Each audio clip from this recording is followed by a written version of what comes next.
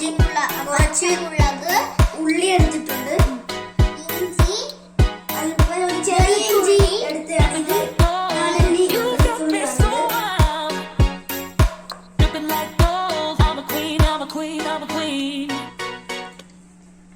ഇത് താളിക്കാൻ വേണ്ടി എടുത്തതാണ് സവാള അല്ല സോറി കൊച്ചുള്ളി, പിന്നെ 3 വറ്റൽമുളക്, കറിവേപ്പില. ഇത്രയും നമുക്ക് താളിക്കാൻ വേണ്ടതാണ്. അപ്പോൾ നമുക്ക് ചെയ്യാം. ഇനി ഇതിലേക്ക് നമുക്ക് അല്പം വെള്ളം ഒഴിച്ചു കൊടുക്കാം.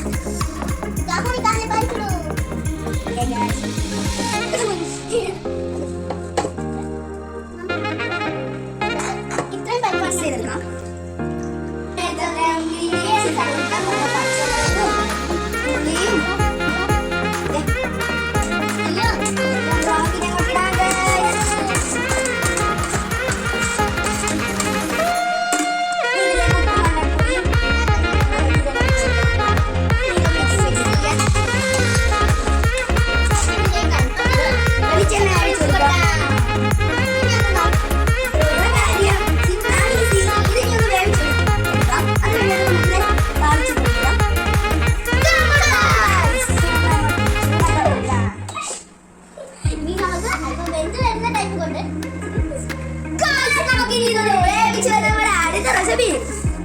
ഇതാണ് നമ്മുടെ ആദ്യത്തെ റെസിപ്പിക്ക് സാധനം.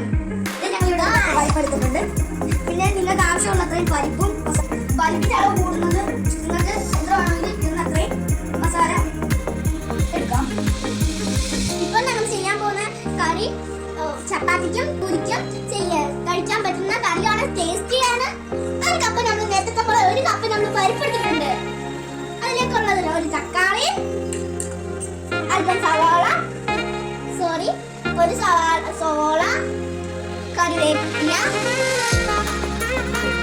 മല്ലിയില,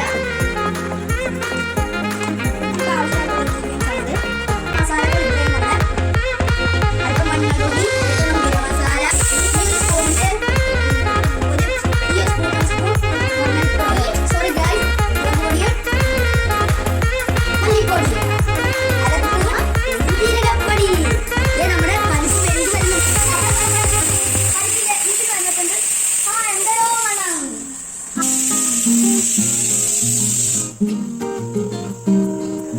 മസാലപ്പൊടികളൊന്നും മൂപ്പിച്ചെടുക്കണം. അതിനുവേണ്ടി ഞങ്ങളുടെ കുക്കറിനകത്ത് അല്പം കടിച്ചെടുക്കാം.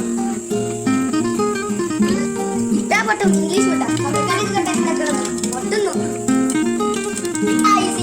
കറിവേപ്പില ഒന്ന് ഇട്ട് കൊടുക്കാം. നമുക്കിനി നമ്മുടെ മസാലപ്പൊടികളൊന്നും എണ്ണയിൽ മൂപ്പിച്ചെടുക്കണം. അപ്പൊ നേരെ നമുക്കിതാ മുളക് പൊടിക്ക് നമ്മളെ ഇഷ്ടപ്പെട്ടെന്ന് തോന്നുന്നു. നമ്മളിതിനും പോകുന്നില്ല. സവാള ഇട്ട് കൊടുക്കാം.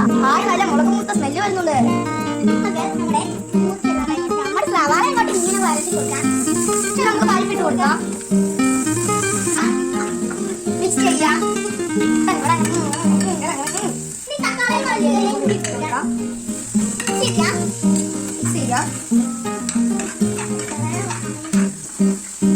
നമുക്ക് അല്പം വെള്ളം ഒഴിച്ചിട്ടൊന്ന് വേവിച്ചെടുക്കാം. മിക്സ് ചെയ്യാം. നമ്മൾ മറ്റേ പരിപ്പറിയുടെ ഈ പരിപ്പറിയുടെ കളർ കണ്ടോ. ഇതൊന്ന് അടച്ച് വേവിച്ച് വെക്കാം. ഈ പരിപ്പറി വേവുന്ന ടൈം കൊണ്ട് നമുക്ക്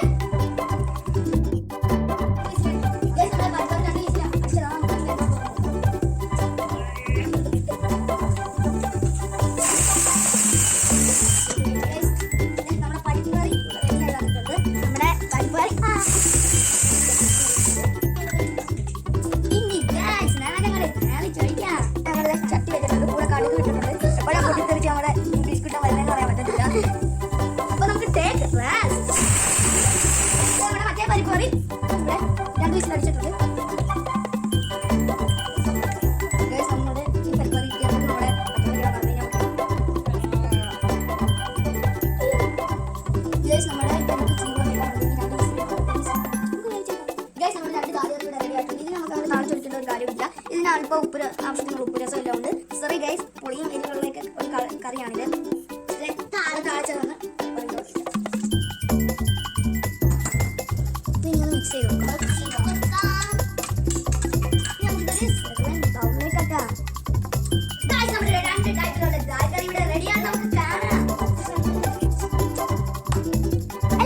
ചെയ്ത് നോക്കണേ.